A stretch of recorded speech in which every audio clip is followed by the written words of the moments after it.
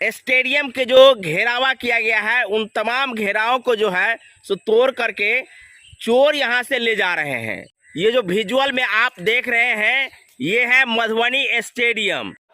असामाजिक तत्व लोग तोड़ के स्टेडियम को बनाना चाहिए। एक समय में हमारा धरोहर था, लेकिन इस धरोहर को देखिए किस तोड़ के इस धरोहर को नाश कर रहे हैं। लेकिन जनप्रतिनिधि और जिला प्रशासन अभी भी सोया हुआ है। स्टेडियम के अंदर वाला भाग जो है वो आप देख सकते हैं, बहुत बड़े तालाब जैसा दिख रहा होगा। दक्षिण वरिया भाग से लेकर के उत्तर वरिया भाग तक जो घेरावा था वो घेरावा गायब हो चुका है।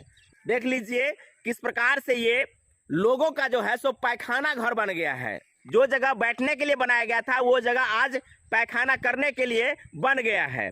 जो भी जगह आपको दिख रहा होगा वो खंडहर के रूप में देख सकते हैं। मधुबनी का स्टेडियम वैसा का वैसा ही है जैसा चुनाव से पहले था। जब चुनाव समाप्त हो जाती है तो उसके बाद जो है ये मुद्दा कोई मुद्दा ही नहीं रहता है, इसको कोई देखने वाला ही नहीं रहता है। तो आखिर मधुबनी के लोग जाएंगे कहां? इस स्टेडियम को लेकर के लगातार युवा आवाज उठाते हैं। खिलाड़ी के नाते, एक युवा के नाते इस दृश्य को देख के काफी भावुक हो गए हैं। किस तरह से इस स्टेडियम को बनाना चाहिए, इस स्टेडियम को तोड़ा जा रहा है, ध्वस्त किया जा रहा है। लेकिन अभी भी जिला प्रशासन और जनप्रतिनिधि स्वस्थ नींद में सोए हुए हैं। इनको स्टेडियम को बनाना चाहिए। एक समय में हमारा धरोहर था, लेकिन इस धरोहर को देखिए किस तरह से असामाजिक तत्व लोग तोड़ के इस धरोहर को नाश कर रहे हैं। लेकिन यहाँ के जो जनप्रतिनिधि है आखिर क्यों नहीं सुन रहे हैं? यहाँ जो भी बचा हुआ संपत्ति है उस संपत्ति को विनाश होते हुए क्यों देखना चाह रहे हैं? आखिर क्यों? यहाँ के युवाओं के लिए बहुत बड़ा खेल मैदान था, यहाँ के युवाओं के लिए बहुत बड़ा स्वास्थ्यवर्धक स्थल था, जहाँ आकर के सुबह सुबह दौड़ सकते थे, सुबह सुबह योगा कर सकते थे, एक्सरसाइज कर सकते थे। लेकिन इस जलकुंभी भरा जो पोखरा है इसमें आकर के क्या गोताखोरी करेंगे? क्या यहाँ युवा आकर के मछली पालन करेंगे? तमाम सवाल जो है सो जुड़ा हुआ है। आप देख सकते हैं जो स्थल हम आपको यहाँ से दिखा रहे हैं वहां तक नहीं पहुंच पा रहे हैं, इसलिए कि पूरा का पूरा जो जगह है वो गंदगी से भरा हुआ है। यानी पैखाना घर बन गया है। कहीं भी कोई भी ऐसा जगह नहीं है जहां कि हम पैर को जो है सो धीरे धीरे करके भी वहां तक पहुंच जाए।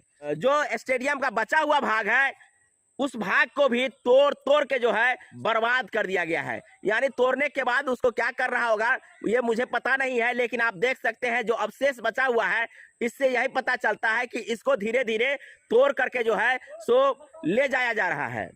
स्टेडियम में जो भाग अभी देख रहे हैं ना, इस भाग को यदि कायाकल्प स्थानीय प्रशासन करते या जनप्रतिनिधि इस बात को लेकर के नोटिस करते तो शायद इस प्रकार की स्थिति नहीं बनती। आप लोग कमेंट करिए मधुबनी के स्टेडियम को लेकर के, ताकि मधुबनी के स्टेडियम जो आज इस स्थिति में है वो किसके कारण है?